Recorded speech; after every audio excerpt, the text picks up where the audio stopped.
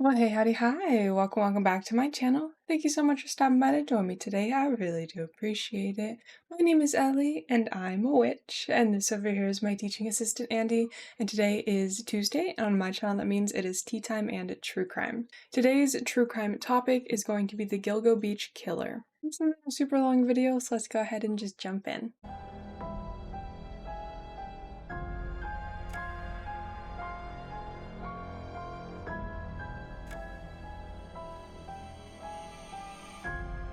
There are just a few trigger warnings for this case. Murder and murder of a child. It is also still technically considered unsolved. To jump in, I said technically unsolved because the trial has yet to start for the man charged with the murders, but I don't want to get ahead of myself. We will start with the suspect and then go into the crimes. This serial killer is also known by a couple of names: Gilgo Beach Killer or the Long Island Serial Killer. Rex Andrew Heuermann, 59 years old, was arrested July of 2023.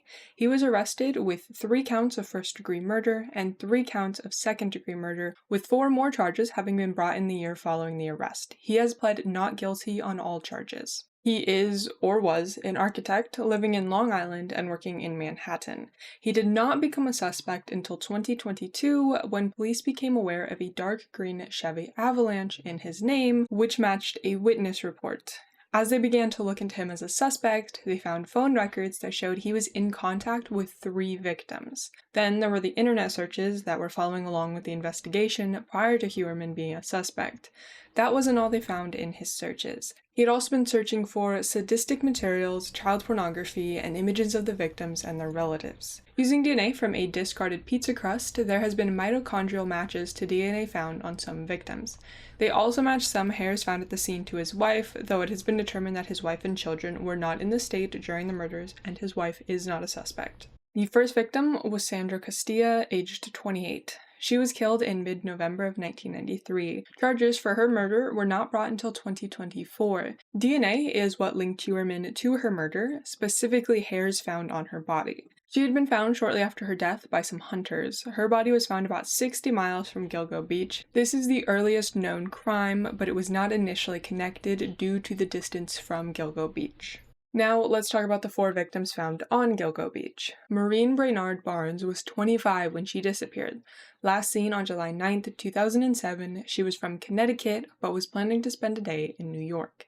She was the mother of 2 kids and was forced into sex work to pay the bills, which is likely how she met her killer. She was found in December of 2010, bound with 3 leather belts, one of them with DNA from Heuermann's wife. Shortly after her death, Sarah Keynes, a friend of Maureen's, received a call from an unidentified man. He told her that he had seen Maureen living at a whorehouse in Queens. Sarah pressed for who this man was and what the actual address of the whorehouse is. The man said he would call back to give the address, but he never did. Melissa Bathamy was 24 and from Erie County, New York.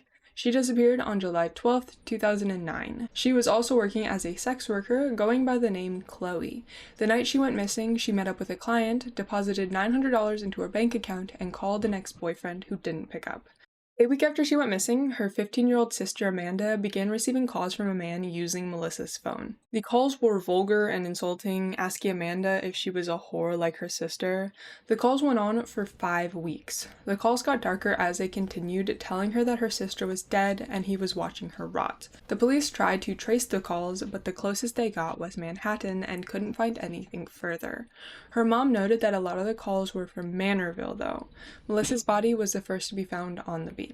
Megan Waterman was 24 when she went missing on June 6, 2010. She used Craigslist to find John's, and she had told her boyfriend that she was going to meet one that day. When she disappeared, she had been staying at a hotel 15 miles from Gilgo Beach.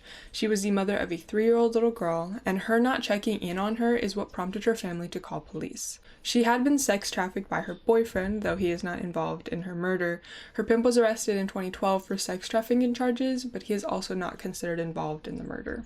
Amber Costello, 27, went missing on September 2, 2010. She was from a small town just 10 miles from Gilgo Beach, working as a sex worker at the time. That night, she had gone to meet a John who was going to pay her $1,500. Her roommate gave the police a description of the Chevy Avalanche, the car that had picked her up, and what eventually brought police to Heuermann. She was not immediately reported missing because she was an addict and lived with other heroin addicts, so her family thought that she had maybe gotten into a drug rehab facility.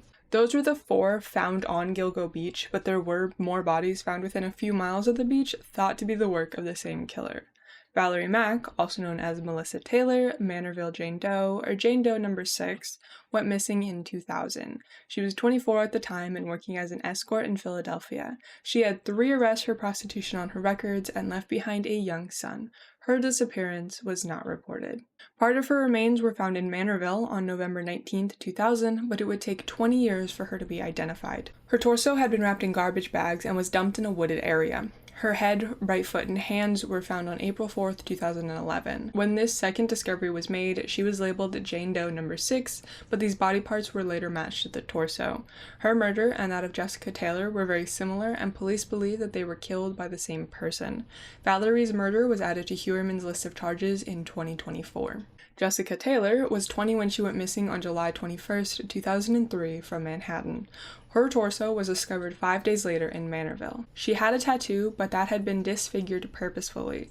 More of her remains were found on March 29, 2011, at which point they were able to identify her. Karen Vergata, 34, was originally called the Fire Island Jane Doe, or Jane Doe number 7. She was from Manhattan and assumed to be working as a sex worker at the time of her disappearance. She was last seen February 14, 1996, but was never reported missing. She was not identified until 2023 using genetic genealogy. Her severed legs were found in a garbage bag on Fire Island on April 20th, 1996. 15 years later, her skull and some of her teeth were discovered at Tobay Beach. They used DNA to link these remains to the legs found. Now, it is believed she was actually killed and dumped on Long Island, and her legs were carried by water to Fire Island. There are also 3 unidentified victims that are being tied to the Gilgo Beach killer. Peaches, or Jane Doe number 3, her torso was found at Hampstead Lake State Park on June 28, 1997. It was inside a plastic tub on the side of a road near the lake. Called Peaches for the peach tattoo on her breast. On April 11, 2011, police found skeletal remains inside of a plastic bag near Jones Beach State Park. Originally called Jane Doe number 3, DNA later confirmed it was Peaches. A child's remains were also found near the partial remains of Valerie Mack. The child was between 16 months to 4 years old, depending on what sources you use, and showed no signs of trauma. Wrapped in a blanket, the child had gold earrings and a golden bracelet. DNA matched Baby Doe to Peaches. Asian Doe is the last unidentified victim. A young Asian person, aged 17 to 23, was found on April 4, 2011 at Gilgo Beach, but away from the other 4 victims. Cause of death was blunt force trauma. Now, the victim was biologically male, but was found wearing women's clothing, leading police to assume that they were transgender. At the time of their discovery, the victim had been dead for about 5 to 10 years. 2 composite sketches were created. One was male presenting, released in September of 2011, and the other was female presenting, released in September of 2024. The search for Shanann Maria Gilbert is what led police to find the Gilgo Beach victims. She was 24 years old and working as an escort at a client's house on the day of May 1st of 2010. At 4:51 in the morning, 911 received a call from Gilbert, who was very panicked. She kept saying that someone was after her and was trying to kill her. She was last seen outside of her client's house, screaming for help before she ran off. Police searched for 19 months before they found her body in a marsh half a mile from where she was last seen. Medical examiners initially ruled her death as an accidental drowning. Police believe the call was from a drug-induced panic and that her death was not murder.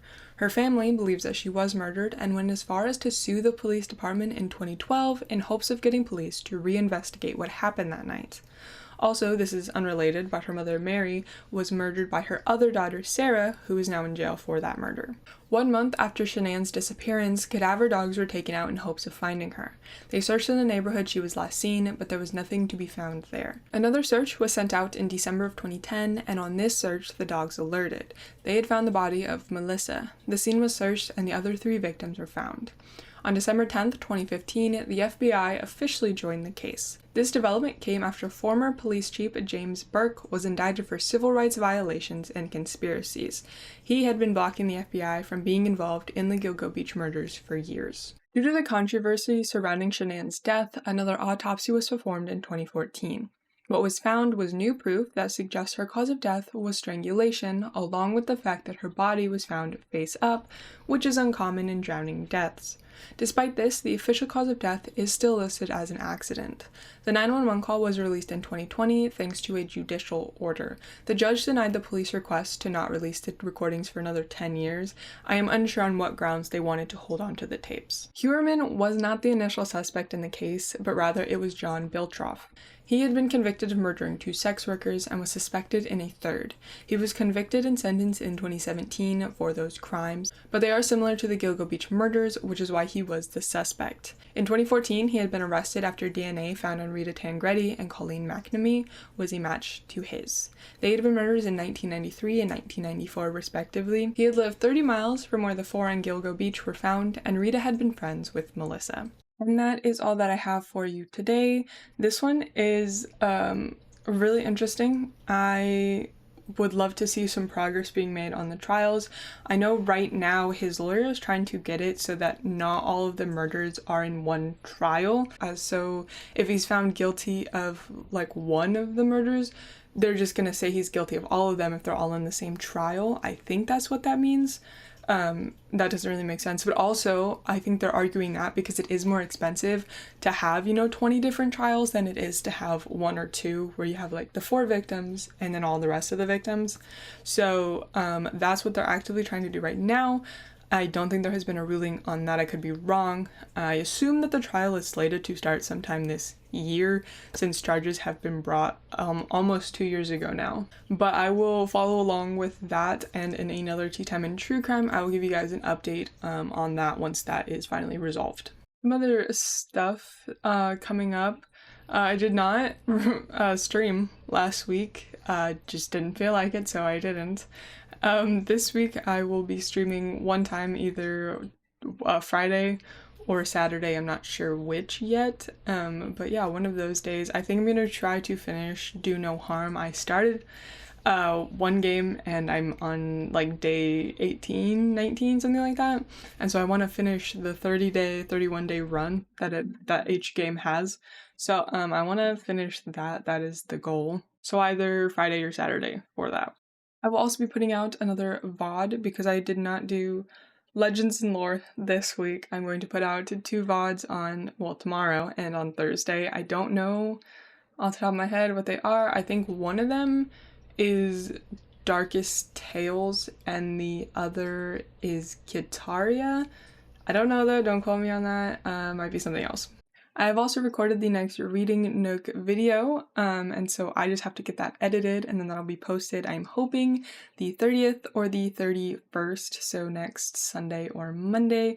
Just depends on how quick I can get through that footage. It's like 2.5 hours of raw footage, and I think it would be like an hour and a half worth of video. I also know that I did not, in that recording, say what the videos the following week will be. So on April 6th, which is that Sunday, I'll be talking about serpents and sea monsters for Legends and Lore. For Misheard History, I'll be talking about the Henrietta Woods case. Super interesting. And then for Tea Time and True Crime, I'll be talking about the Oakland County child killer. But yeah, I don't want to take up too much of your guys' time. I hope you guys have a great rest of your day, and I will see you next time. Bye!